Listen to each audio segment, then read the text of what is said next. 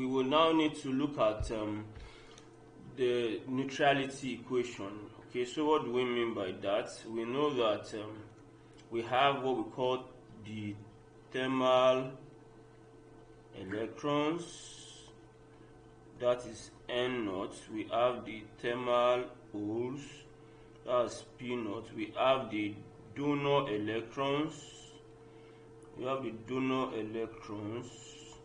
And then we have the acceptor holes. This is the band diagram. These are the things that we have inside our crystal that is doped. So what do you know? We know that number one, this is our thermal holes of the semiconductor itself. Then this is what you use to dope it, the acceptor holes. Then we have the total hole concentration, which will be this and this. Méjèèjì ló collaborate as it form total hole concentration. Then we also now have donor electrons and thermal electrons. Those are the ones that are released because of the breakage of the bond. They form the total electron concentration. Alright, this is our our energy level due to acceptor, energy level due to donor. Okay, so we realize now that they must neutralize each other if they are thermal equilibrium. So what do we mean? Yeah, alright, so eventually I will not explain the concept of complete ionization much. Those are just what we have, so that this is our charge neutrality equation.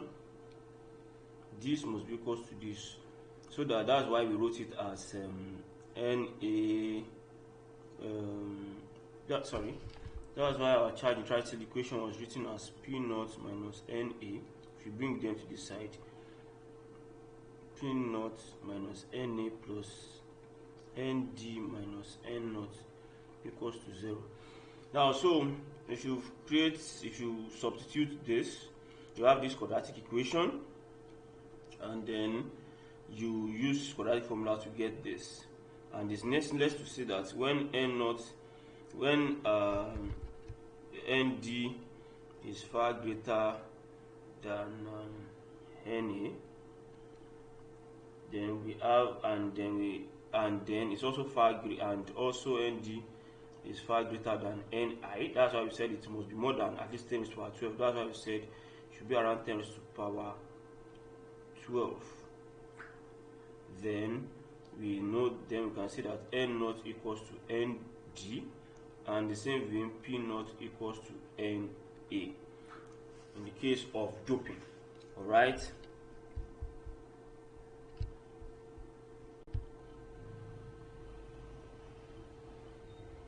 So for example, what we're saying, given that you have this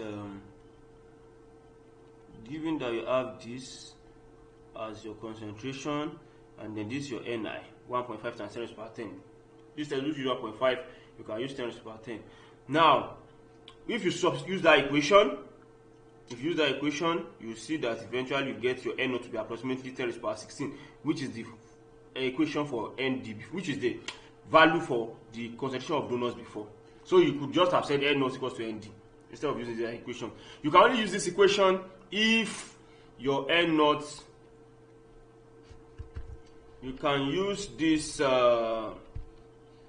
equation if ND